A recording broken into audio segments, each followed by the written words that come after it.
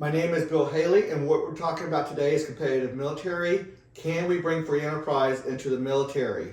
Can we create a structure and a set of guidelines to do that without putting us in danger of willy-nilly anybody does anything they want? No, there's a structure there with a hierarchy and the like. So let's talk about competitive military, and this one's going to be more specifically on new military assets using free enterprise. So there's a big issue with what the Congress, what the military, what the Pentagon wants as new resources, but that also comes with a price. And with that price, with a limited budget, you have to pick and choose what you want. Each one with a price. Where is that money going to come from? So we have full structure right here. There's a lot more on my website. That this just goes into one small overview of it. So here's a little story about a crashed drone in the defense startup business. Is it a failure or not? Not a failure. A lot of times it takes many failures to get something successful.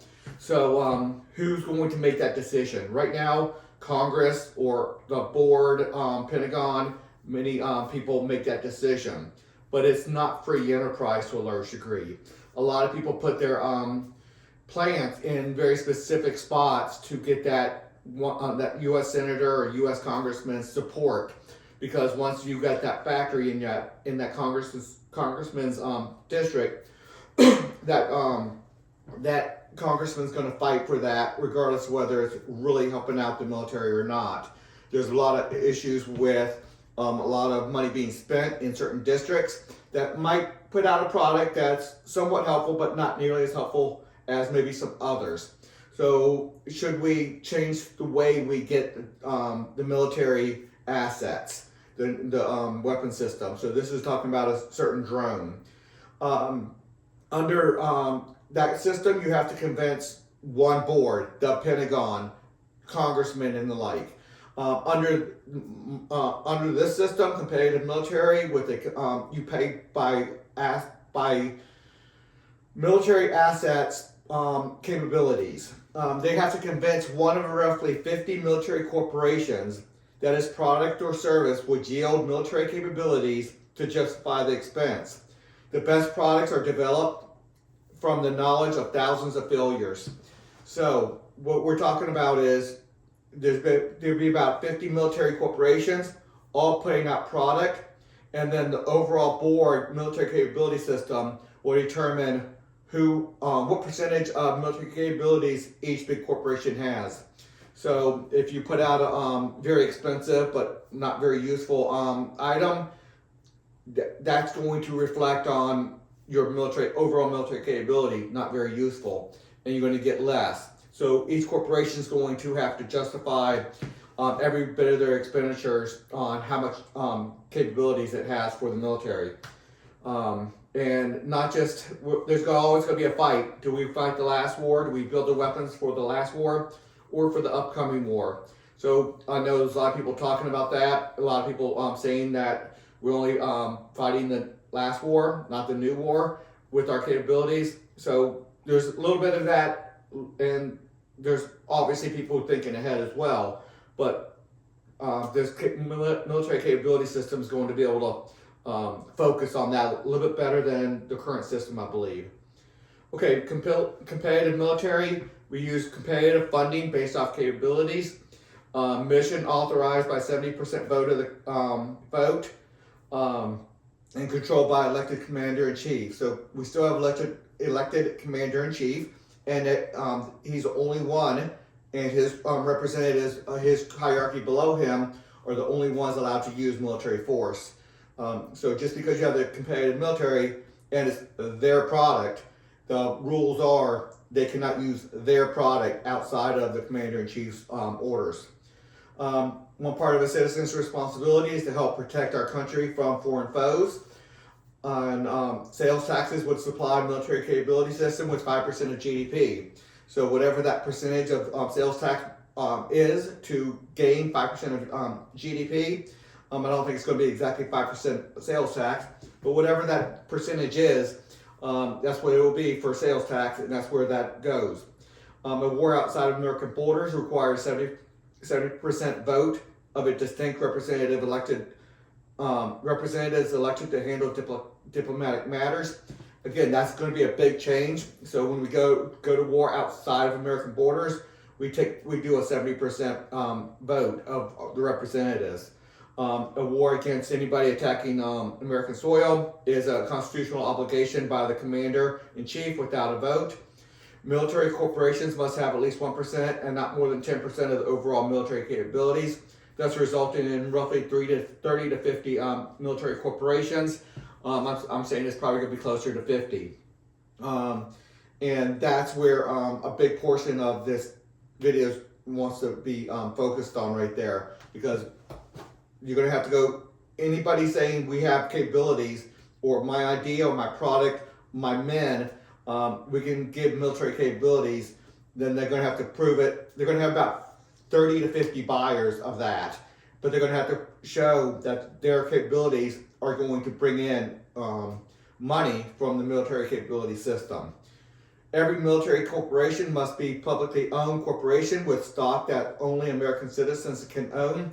So not that a military corporation that's not part of these 50, they might be privately owned, giving capabilities to different military corporations, but this military corporations, the MC, they have to be publicly owned and with only Americans on the board. I mean, there's a lot to do with that. I got a lot more on my website up regarding protections to make sure it's Americans controlling that.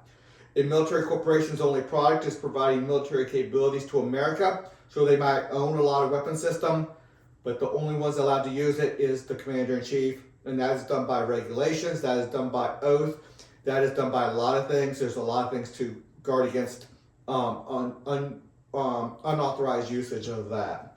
In military corporations, only product is, okay, I already did that one. Military corporations are not authorized to use military power outside the commander-in-chief. So we do have a full system on that. Let's go with military corporations make all the decisions on labor contracts.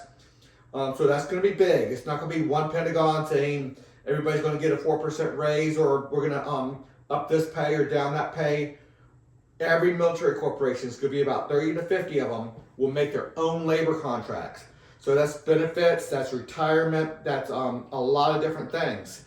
They get the weapon systems, they make sure they get the training, but some of the training will be done by the military authorization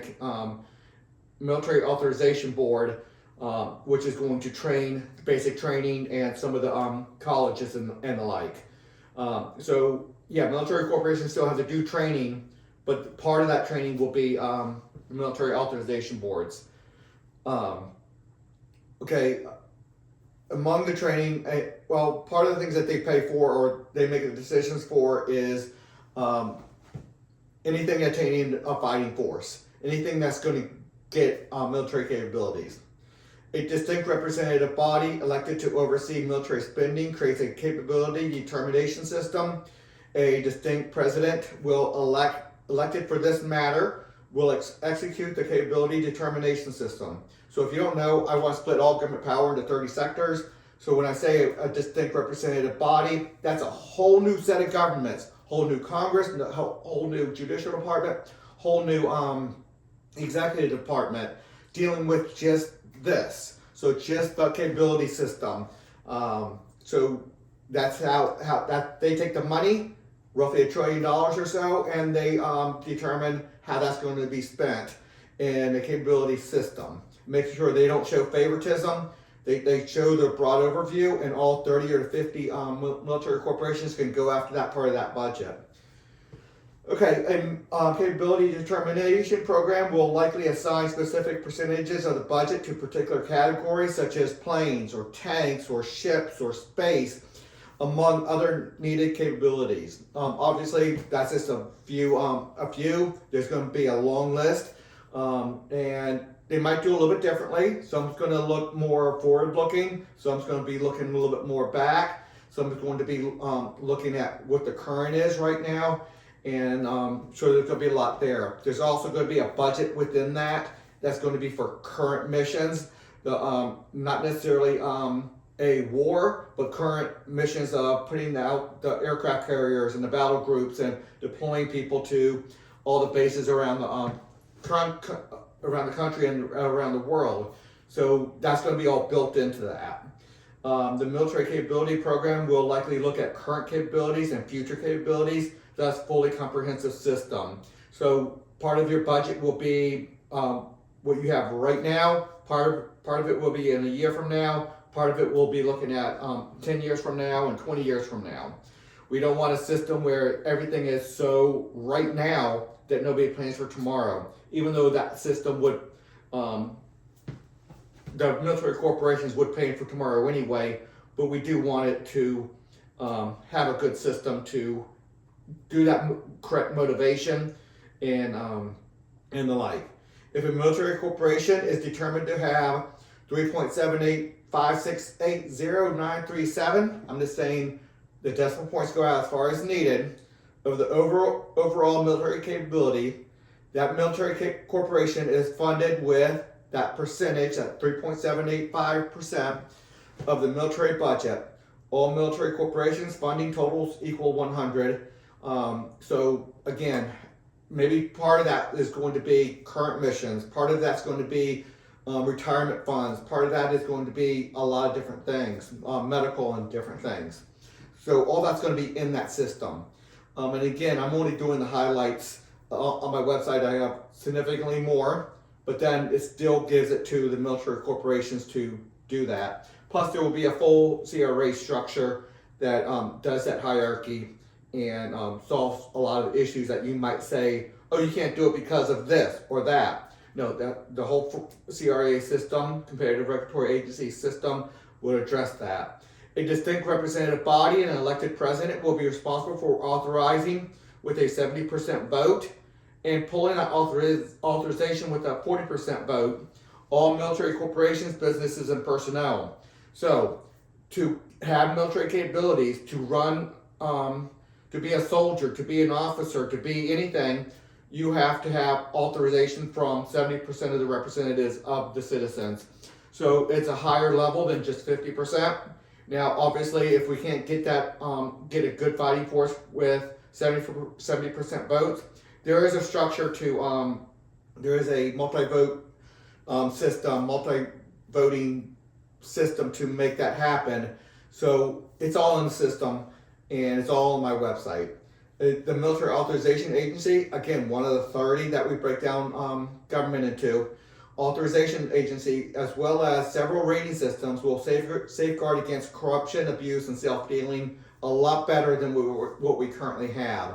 So what we currently have will, all the different departments, the attorney generals and the inspector generals and all the people that we have, all the different systems we have to solve corruption, that's not going to go away. That'll probably be more robust actually within the system. And they're going to be responsible to a better representative body. Okay, that's it for this video. Everything's easy to find on Haley2024.org. That's everything about competitive governance over there. Please consider a donation, and until the next video.